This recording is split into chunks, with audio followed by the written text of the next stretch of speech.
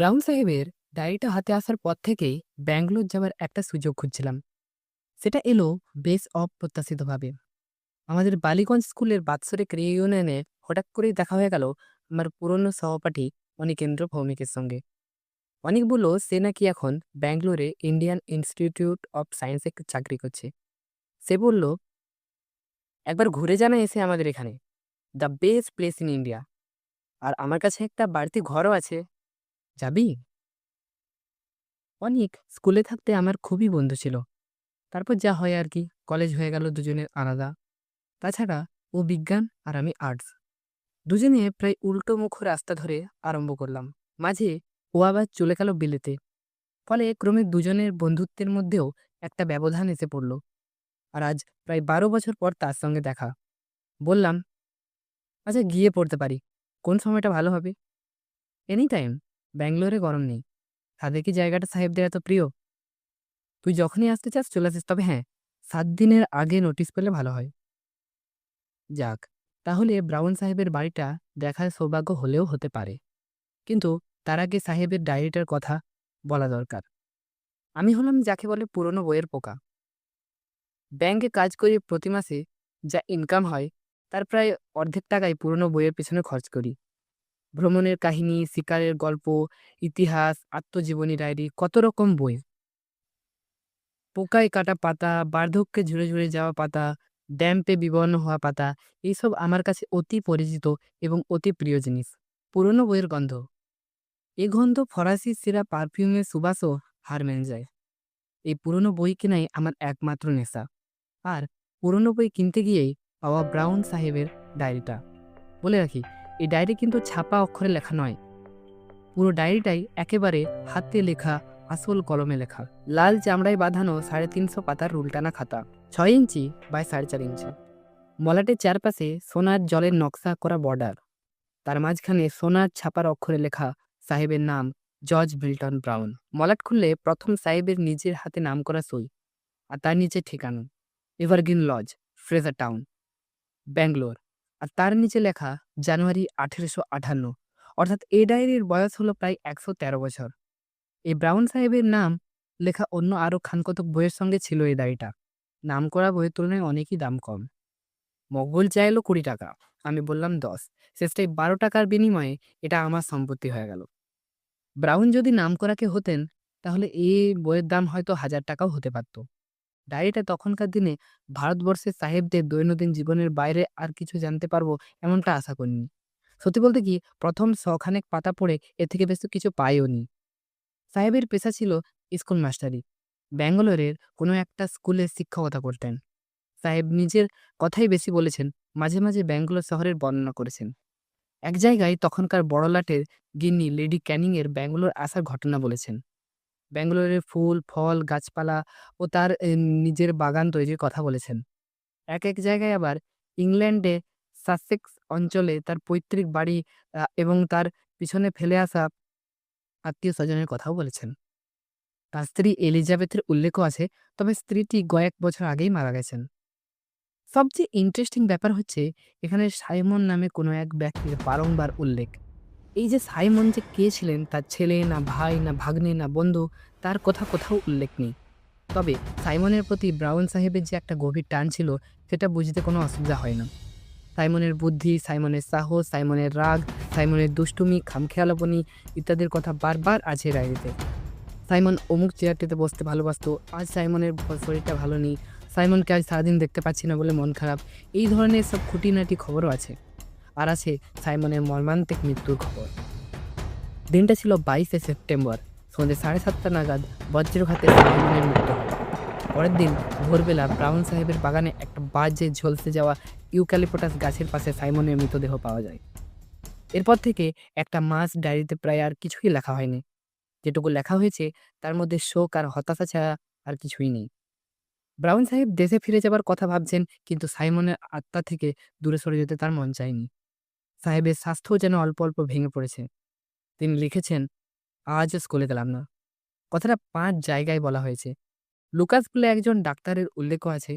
তিনি ব্রাউন সাহেবকে পরীক্ষা করে ওষুধ বাতলে লিখেছেন। তারপর হঠাৎ 2রা নভেম্বর ডায়েরিতে একটা আশ্চর্যজনক ঘটনা লেখা আছে। এবং এই ঘটনা লিখেছেন রোজকারের নীল কালির বদলে লাল কালিতে। তিনিও ইংরেজিতে লিখেছেন, আমি আপনাদের বাংলা করে শোনাচ্ছি। আজ এক অভাবনীয় আশ্চর্য ঘটনা। আমি বিকেলে লালবাগে গিয়েছিলাম গাছপালার সান্নিধ্যে আমার মনটাকে একটু শান্ত করার জন্য। সন্ধ্যা 7:30 নাগাদ বাড়ি ফিরে বৈঠকখানায় ঢুকেই দেখি সাইমন ফায়ারপ্লেসের পাশেই তার প্রিয় হাই ব্যাকের চেয়ারটিতে বসে আছেন। সাইমন? সত্যিই সাইমন? আমি তো দেখে আনন্দে আত্মহারা। আর শুধু যে সে বসে আছে তা নয়, সে এক দৃষ্টিতে আমার দিকেই তাকিয়ে আছে, তার স্নেহ মাখানো চোখ দুটি দিয়ে। এদিকে ঘরে বাতি নেই। আমার ফাঁকিবাজ খানসামা টমাস এখনো ল্যাম্প জ্বালেনি। তাই সাইমনকে আরেকটু ভালো করে দেখব বলে আমি পকেট থেকে দেশলাইটা বার করলাম। কাঠি বার করে বাক্সের গায়ে ঘষতেই আলো জ্বলে উঠল। কিন্তু কি আফসোস, এই কয়েক মুহূর্তের মধ্যেই সাইমন উধাও। অবশ্য সাইমনকে যে কোনোদিন আবার দেখতে পাবো সেটাই আশা করিনি। এইভাবে ভূত অবস্থাতেও যদি মাঝে মাঝে সে দেখা দিয়ে যায়, তাহলে আমার মন থেকে সব দুঃখ দূর হয়ে যাবে। সত্যি আজ এক অপূর্ব আনন্দের দিন। সাইমন মরে গিয়েও আমাকে ভোলেনি, এমনকি তার প্রিয় চেয়ারটিকেও সে ভোলেনি। দোহাই সাইমন, মাঝে মাঝে দেখা দিও। আর কিচ্ছু চাই না আমি তোমার কাছে। এইটুকু পেলেই আমি বাকি জীবনটা শান্তিতে কাটাতে পারবো। এরপরে ডায়েরি আর বেশি দিন চলেনি। যেটুকু আছে তার মধ্যে কোনো দুঃখের ছাপ নেই, কারণ সাইমনের সঙ্গে ব্রাউন সাহেবের প্রতিদিনই একবার করে দেখা হয়ে যাচ্ছে। সাইমনের ভূত সাহেবকে হতাশ করেনি। ডায়েরির শেষ পাতায় লেখা আছে, যে আমাকে ভালোবাসে তার মৃত্যুর পরেও যে তার সে ভালোবাসা অটুট থাকে, এই জ্ঞান লাভ করে আমি পরম শান্তি পেয়েছি। ব্যাস, এই শেষ। কিন্তু কথা হচ্ছে, ব্রাউন সাহেবের এই বাড়ি ব্যাঙ্গালোরের ফ্রেজার টাউন এভারগ্রিন লজ আজও কি আছে? আর আজও কি সেখানে সন্ধ্যাকালে সাইমন সাহেবের ভূতের আগমন হয়? আর সে ভূত কি অচেনা লোককেও দেখা দেয়? আমি যদি সে বাড়িতে গিয়ে একটা সন্ধে কাটাই, তাহলে কি আমি সাইমনকে দেখতে পাবো? ব্যাঙ্গালোরে এসে প্রথম দিন অনিককে এসব কিছুই বলিনি। সে আমাকে তার অ্যাম্বাসেডর গাড়িতে করে সমস্ত ব্যাঙ্গালোর শহর ঘুরিয়েছে, এমনকি ফ্রেজার টাউনও। ব্যাঙ্গালোর সত্যিই সুন্দর জায়গা। তাই শহরটা সম্বন্ধে উচ্ছ্বাস প্রকাশ করতে আমার কোনো মিথ্যার আশ্রয় নিতে হয়নি। শুধু সুন্দর নয়, কলকাতার পর এমন একটা শান্ত কোলাহলশূন্য শহরকে প্রায় একটা অবাস্তব স্বপ্নরাজ্যের মতো মনে হয়। দ্বিতীয় দিন ছিল রবিবার। সকালে অনিকের বাগানে রঙিন ছাতার তলায় বসে চা খেতে খেতে প্রথম ব্রাউন সাহেবের প্রসঙ্গটা তুললাম। ও শুনে টুনে হাত থেকে চায়ের পেয়ালা নামিয়ে বেতের টেবিলের উপর রেখে বলল, দেখ রঞ্জন, যে বাড়ির কথা বলছিস সে বাড়ি হয়তো থাকলেও থাকতে পারে 100 বছর, আর এমন কি কথা বলছিস। তবে সেখানে যদি ভূত-টুত দেখার লোভ থাকে তোর, তাহলে বাবু আমি এর মধ্যে নেই। তুই জানিসই আমি চিরকালই একটু অতিরিক্ত সেনসিটিভ। এমনিই দিব্যি আছি। আজকের দিনে শহরে কোনো ভূতের উপদ্রব নেই। তাই ভূতের পিছনে ছোটা মানে সাধ করে উপদ্রব ডেকে আনা। আমি বাবু এর মধ্যে নেই। অনেকের কথা শুনে বুঝলাম এই 12 বছরে ও বিশেষ বদলায়নি। স্কুলে ভীতু বলে ওর বদনাম ছিল বটে। মনে পড়ল একবার ক্লাসের ছেলেরা তাকে সাদা কাপড় মুড়ি দিয়ে ভয় দেখিয়েছিল। অনেক এই ঘটনার পর 2 দিন স্কুলে আসেনি। এবং অনেকের বাবা নিজে হেডমাস্টার বীরেশ্বর বাবুর কাছে এসে ব্যাপারটা নিয়ে কমপ্লেন করেছিলেন। আমি এ বিষয়ে কিছু বলার আগেই হঠাৎ অনেক বলে উঠল, দেখ, তবে নেহাত যদি তোর যেতে হয় তাহলে তোর সঙ্গীর অভাব হয় না। আরে আসুন আসুন মিস্টার ব্যানার্জি। পিছন ফিরে দেখি একটা বছর 45-এর ভদ্রলোক অনেকের বাগান গেট দিয়ে ঢুকে হাসি মুখে আমার দিকে এগিয়ে আসছেন। বেশ বলিষ্ঠ চেহারা, প্রায় 6 ফুট হাইট। পরনে ছাই রঙের হ্যান্ডলুমের প্যান্টের উপর গাঢ় নীল টেরিলিনের বুরসাট, গলায় সাদা কালো বাটিকের ছোপ মারা সিল্কের মাফলার। অনেক পরিচয় করে দিলে, এ হচ্ছে আমার বন্ধু রঞ্জন সেনগুপ্ত। রঞ্জন, এ হচ্ছে মিস্টার ঋষিকেশ ব্যানার্জি। ভদ্রলোক শুনলাম ব্যাঙ্গালোরে এয়ারক্রাফট ফ্যাক্টরিতে কাজ করেন, বহুদিন বাংলাদেশ ছাড়া। তার কথার মধ্যে একটা অবাঙালি টান এসে পড়েছে। ভদ্রলোক শুনলাম ব্যাঙ্গালোরে এয়ারক্রাফট ফ্যাক্টরিতে কাজ করেন, বহুদিন বাংলাদেশ ছাড়া। তাই তার কথার মধ্যে একটা অবাঙালি টান এসে পড়েছে। অজস্র ইংরেজি শব্দ ব্যবহার করেন। অনেক বেয়ারাকে ডেকে আরেক কাপ চায়ের কথা বলে দিলেন। একেবারে সোজাসুজি ব্রাউন সাহেবের কথাতেই পেরে বসলাম। কথাটা শুনে ভদ্রলোক এমনভাবে অট্টহাস্য করলেন যে কিছুক্ষণ থেকে যে কাঠবিড়ালি দেখছিলাম আমাদের আশেপাশে ঘুরছে, সেও ভয়ে গিয়ে ওই মগ ডালে চেপে পড়ল। Ghost? Ghost? You are really believe in ghost? আজকের দিনে, আজকের যুগে? আমি আমতা আমতা করে বললাম, একটা কৌতূহলী থাকতে ক্ষতি কি? এমন তো হতেই পারে ভূতেরও একটা বৈজ্ঞানিক ব্যাখ্যা আছে, যেটা 10 বছরের মধ্যে জানা যাবে। ব্যানার্জি তবুও হাসি থামালেন না। লক্ষ্য করলাম ভদ্রলোকের দাঁতগুলো ভারী ঝকঝকে ও মজবুত। অনিক বলল, যাই হোক মিস্টার ব্যানার্জি, ঘোস্ট আর ন ঘোস্ট সেটা না হয় থাক। এমন বাড়ি যদি একটা থেকেই থাকে আর রঞ্জনের যদি একটা কৌতূহল থেকেই থাকে, তাহলে একটা সন্ধ্যেবেলা ওকে নিয়ে খানিকটা সময়ের জন্য ও বাড়িতে কাটিয়ে আসতে পারেন। ও কলকাতা থেকে এসেছে আমার গেস্ট। ওকে তো আর আমি একা যেতে দিতে পারি না। আর সত্যি বলতে কি, আমি নিজে মানুষটা একটু অতিরিক্ত যাকে বলে সাবধানী। আমি যদি নিয়ে যাই তাহলে বোধহয় ওর সুবিধের চেয়ে অসুবিধাই বেশি হবে। মিস্টার ব্যানার্জি তার শার্টের পকেট থেকে একটা বাঁকা পাইপ বের করে তার মধ্যে তামাক গুঁজতে গুঁজতে বললেন, দেখো, আমার আপত্তি নেই। তবে আমি যেতে পারি একটাই কন্ডিশনে। আমি সঙ্গে শুধু একজনকে নেব না, দুজনকেই নেব। কথাটা শেষ করে ব্যানার্জি আবার হাসলেন। তার ফলে আশেপাশে গাছের ৪-৫ রকমের পাখির চিৎকার ও ডানা ঝাপটানির আওয়াজ শোনা গেল। অনিকের মুখ কিঞ্চিত ফ্যাকাশে দেখালো, সে আপত্তি করতে পারল না। কি নাম বলেন বাড়িটার? ব্যানার্জি জিজ্ঞেস করলেন। এভারগ্রিন লজ, ফ্রেজার টাউনে? তাই তো বলেছি ডায়েরিতে।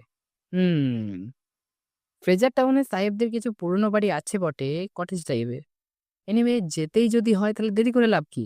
হোয়াট অ্যাবাউট আজ বিকেলে এই ধরুন ৪টে নাগাদ? ইঞ্জিনিয়ার হলে কি হবে?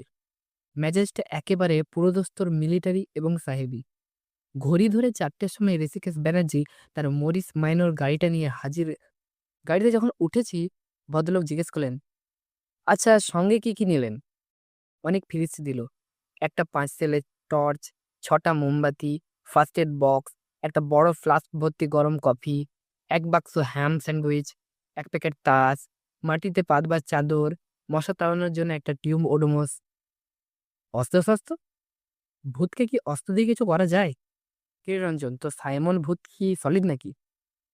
যাই হোক, মিস্টার ব্যানার্জি গাড়ির দরজা বন্ধ করলেন। আমার কাছে একটা ছোটখাটো আগ্নেয়াস্ত্র আছে, সুতরাং সলিড লিকুইড নিয়ে চিন্তা করার কোনো দরকার নেই।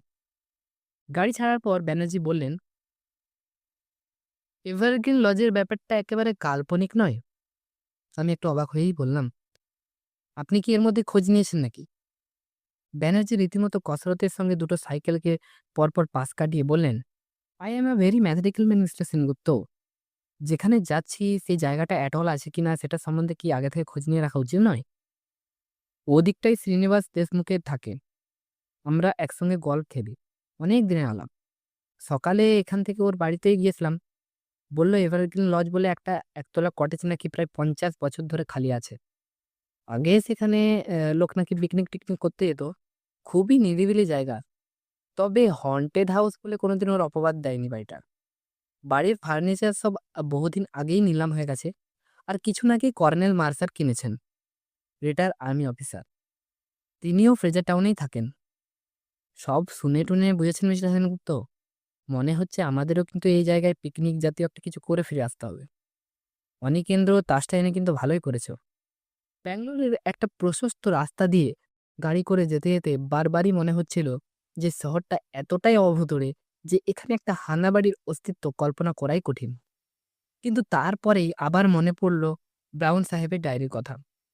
লোকে নেহাত পাগল না হলে ডায়েরিতে আজগুবি কথা বানিয়ে লিখবে না। সাইমনের ভূত ব্রাউন নিজে দেখেছেন, একবার নয় অনেকবার। সে ভূত কি আমাদের জন্য একবার দেখা দেবে না? বিলেতে আমি যাইনি, কিন্তু বিলেতের কটেজের ছবি বইয়ের পাতায় ঢের দেখেছি। এবার কিন্তু লজের সামনে দাঁড়িয়ে মনে হলো সত্যিই যেন একটা ইংল্যান্ডের কোনো গ্রামাঞ্চলের একটা পুরনো পরিত্যক্ত বাড়ির সামনে এসে পড়েছি। কটেজের সামনেই ছিল বাগান। সেখানে ফুলের কেয়ারির বদলে এখন শুধু ঘাস আর আগাছা। আমরা গেট দিয়ে বাড়ির ভিতরে এগোলাম। চারদিকে অজস্র গাছপালা, ইউক্যালিপটাসও রয়েছে কটা তিনেক। আর যা যা গাছ আছে তার অনেকগুলো নামই আমার অজানা। কটেজের সামনে একটা টালির ছাউনি দেওয়া পোর্টিকো, তার বাঁকা থামগুলো বেয়ে লতা উঠেছে ওপর দিকে। ছাউনির অনেক টালিই নেই, ফলে ফাঁক দিয়ে আকাশ দেখা যায়। সামনের দরজার একটা পাল্লা ভেঙে কাত হয়ে আছে। দরজা দিয়ে বাড়ির ভিতরে ঢুকলাম আমরা।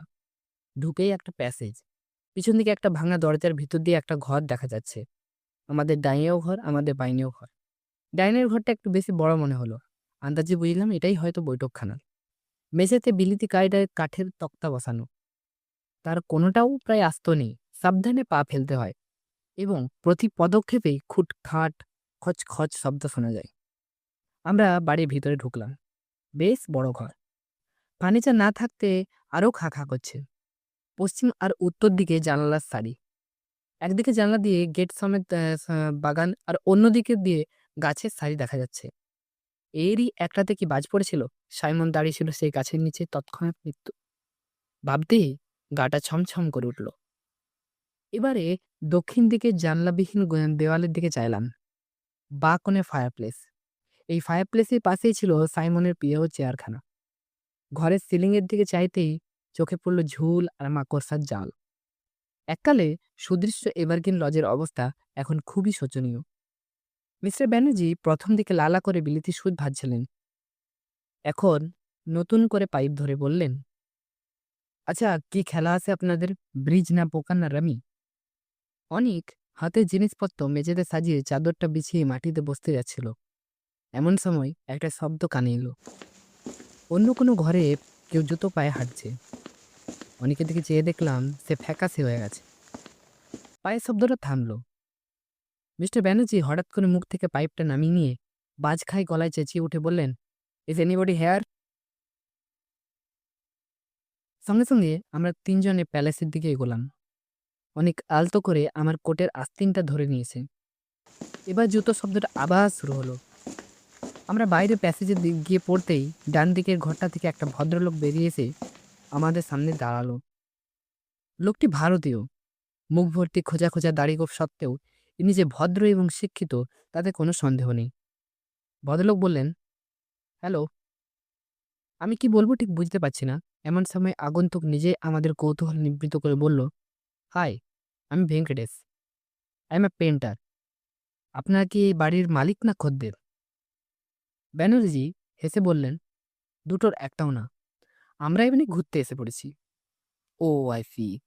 আমি ভাবছিলাম এই বাড়িটা যদি পাওয়া যেত তাহলে আমার কাজের জন্য একটা স্টুডিও হতে পারত। ভাঙাচোরায় আমার আপত্তি নেই। মালিককে জানেন না বোধহয়? আগে না, ব্যানার্জি বললেন। তবে হ্যাঁ, আপনি কিন্তু কর্নেল মার্সারের ওখানে খোঁজ করে দেখতে পারেন। সামনের রাস্তা ধরে বাঁদিকে চলে যাবেন, মিনিট ৫ হাঁটা পথ। ও, থ্যাংক ইউ, বলে মিস্টার ভেঙ্কটেশ বেরিয়ে চলে গেলেন। গেট খোলা এবং বন্ধ করার শব্দ পাওয়ার পর ব্যানার্জি আবার তার হট্ট হাসি দিয়ে বললেন, মিস্টার সেনগুপ্ত, ইনি নিশ্চয়ই আপনার সাইমন বা ওই জাতীয় কোনো ভূতটুত নন। আমি হেসে বললাম, আরে দাঁড়ান, সবে মাত্র সোয়া ৫টা। এর মধ্যে আপনি ভূতের আশা করেন কি করে? আর ইনি ভূত হলেও ঊনবিংশ শতাব্দীর নিশ্চয়ই নন, কারণ তাহলে পোশাকটা অন্যরকম হতো। আমরা ইতিমধ্যেই বৈঠকখানায় ফিরে এসেছি। অনেক মাটিতে পাতা চাদরের উপর বসে পড়ল। মিথ্যে কল্পনার প্রশ্রয় দিয়ে নার্ভাসনেস বাড়ানো, তাছে তাস হোক।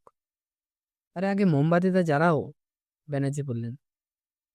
দুটো মোমবাতি জ্বালিয়ে কাঠের মেঝেতে দাঁড় করিয়ে ফ্লাস্কের ঢাকনিতে কফি ঢেলে তিনজনে পালা করে খেয়ে নিলাম। একটা কথা আমার কিছুক্ষণ থেকেই মনে আসছিল, সেটা আর না বলে পারলাম না। ভূতের নেশা যে আমার ঘাড়ে কিভাবে চেপেছে সেটা এই কথাতে বোঝা যাবে। ব্যানার্জিকে উদ্দেশ্য করে বললাম, আপনি বলেছিলেন কর্নেল মার্সার এ বাড়ির ফার্নিচার কিছু কিনেছেন। আচ্ছা, তিনি যদি এতই কাছে থাকেন তাহলে তার বাড়িতে গিয়ে একটা জিনিসের খোঁজ করে আসা যায়। কি জিনিস? এই বিশেষ ধরনের একটা হাই ব্যাকের চেয়ার। অনেক যেন একটু বিরক্ত হয়েই বলল, কেন বলতো? হঠাৎ এখন হাই ব্যাকার চেয়ারের খোঁজ করে কি হবে? না না, মানে ব্রাউন সাহেব বলেছেন ওটাতে নাকি সাইমনের খুব প্রিয় চেয়ার ছিল, তাই হয়তো সে যদি ভূত হয়ে ওটাতেই এসে বসে। ওটা থাকতো ওই ফায়ার প্লেসটার পাশে, হয়তো ওটা ওখানে এনে রাখতে পারলে। তুই ব্যানার্জি সাহেবের ওই মরিস গাড়ি করে হাই ব্যাকার চেয়ার নিয়ে আসবি, নাকি আমরা তিনজন ওটাকে কাঁধে করে নিয়ে আসবো? তোর কি মাথা খারাপ হয়ে গেছে? ব্যানার্জি এবার হাত তুলে আমাদের দুজনকে থামিয়ে দিয়ে বললেন, কর্নেল মার্শাল যা কিনেছেন তার মধ্যে ওরকম চেয়ার নেই, এটা আমি জানি। তার বাড়িতে আমার যথেষ্ট যাতায়াত আছে। ওটা থাকলে আমার চোখে পড়তো। আমি যতদূর জানি উনি কিনেছিলেন দুটো বুককেস, অয়েল পেন্টিং, খানকতক ফুলদানি আর শেলফে সাজিয়ে রাখার মতো গুটি কয়েক জিনিস, যাকে বলে আর্ট সাবজেক্ট।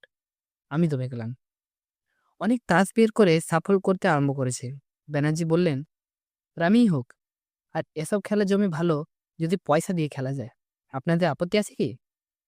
না না, তবে হ্যাঁ, আমি ব্যাংকের সামান্য চাকরে, বেশি হারবার সামর্থ্য কিন্তু আমার নেই। বাইরে দিনের আলো ম্লান হয়ে এসেছে। আমরা খেলায় মন দিলাম। আমার তাসের ভাগ্য কোনোদিনও ভালো না। আজও তার ব্যতিক্রম লক্ষ্য করলাম না। আমি জানি অনেক মনে মনে নার্ভাস হয়ে আছে। সুতরাং সে যদি জিততে পারে অন্তত আমি একটু নিশ্চিত হতাম। কিন্তু তারও কোনো লক্ষণ দেখলাম না। কপাল ভালো একমাত্র মিস্টার ব্যানার্জির। গুনগুন করে বিলিতি সুর বাজছেন আর দানের পর দান জিতে চলেছেন। খেলতে খেলতে নিস্তব্ধতার মধ্যে একটা বেড়ালের ডাক শুনলাম। তার ফলে আমার মনটা আরও যেন একটু দমে গেল। হানাবাড়িতে বেড়ালেরও থাকা উচিত নয়। কথাটা বলাতে ব্যানার্জি হেসে বললেন, but it was a black cat. ওই প্যাসেজ দিয়ে হেঁটে গেল। ব্ল্যাক ক্যাট তো ভূতের সঙ্গে যায় ভালোই, তাই না? খেলা চলতে থাকলো। বেশ কিছুক্ষণের জন্য একবার মাত্র একটা অজানা পাখির কর্কশ ডাক ছাড়া কোনো শব্দ বা দৃশ্য আমাদের একাগ্রতায় এসে পড়েনি। ঘড়িতে 6:30। বাইরে আলো নেই বললেই চলে। ঘড়িতে 6:30। বাইরে আলো নেই বললেই চলে। আমি একটু ভালো তাস পেয়ে পরপর দুবার জিতেছি। আর এক রাউন্ড রামি হয়ে গেছে ইতিমধ্যে। এমন সময় হঠাৎ একটা অস্বাভাবিক শব্দ কানে এলো। কে যেন বাইরের দরজায় টোকা মারছে। আমাদের তিনজনেরই হাত শুদ্ধ তাস নিচে নেমে এলো। অনেক এবার আরো ফ্যাকাসে। আমার বুকের ভিতরেও মৃদু কম্পন শুরু হয়েছে। কিন্তু ব্যানার্জি দেখলাম সত্যিই ঘাবড়াবার লোক নন। হঠাৎ নিস্তব্ধতা ভেদ করে তার বাঁচখায় গলায় চেঁচিয়ে বলেন, হু ইজ ইট? ব্যানার্জি তদন্ত করার জন্য তড়াক করে উঠে পড়লেন। আমি খপ করে ভদ্রলোকের প্যান্টটা ধরে বললাম, আরে একা যাবেন না। তিনজনে একসঙ্গে ঘর থেকে বেরোলাম। প্যাসেজে এসে বাঁ দিকে চাইতেই দেখলাম বাইরের দরজায় একজন ভদ্রলোক দাঁড়িয়ে আছেন। পরনে স্যুট, হাতে একটা লাঠি। অন্ধকারে তাকে চেনার কোনো উপায় নেই। অনেক আবার আমার আস্তিন চেপে ধরল। এবার আরো জোরে। ওর অবস্থা দেখেই বোধ হয় আমার মনে আপনা আপনা থেকে একটা সাহস জন্মেছে। ব্যানার্জি ইতিমধ্যে আরো দু এক পা এগিয়ে গেছেন। ও হ্যালো, ডক্টর লার্কিন, আপনি এখানে? এবার আমিও পৌর সাহেবটাকে বেশ ভালোভাবেই দেখতে পেলাম। অমায়িক সাহেবটি তার সোনার চশমা পিছনে নীল চোখ দুটোকে কুঁচকে হেসে বললেন, তোমার মরিচ কারখানা দেখলাম বাইরে। তারপর দেখি বাড়ির জানলা দিয়ে মোমবাতির আলো দেখা যাচ্ছে। তাই ভাবলাম একবার টু মেরে আসি। দেখি তুমি কি পাগলামি করছো এই পোড়ো বাড়ির ভেতরে। ব্যানার্জি হেসে বলেন, আরে আমার এই যুবক বন্ধু দুটির একটু উদ্ভট ধরনের অ্যাডভেঞ্চারের শখ। বললো এভারগ্রিন লজে বসে তাস খেলবে, তাই আর কি। Very good, very good. আচ্ছা, যুব বয়সটাই তো এই ধরনের পাগলামির বয়স। আমরা বুড়োরাই কেবল নিজেদের বাড়ির কোচে বসে রোমন্থন করি। Well well, have a good time.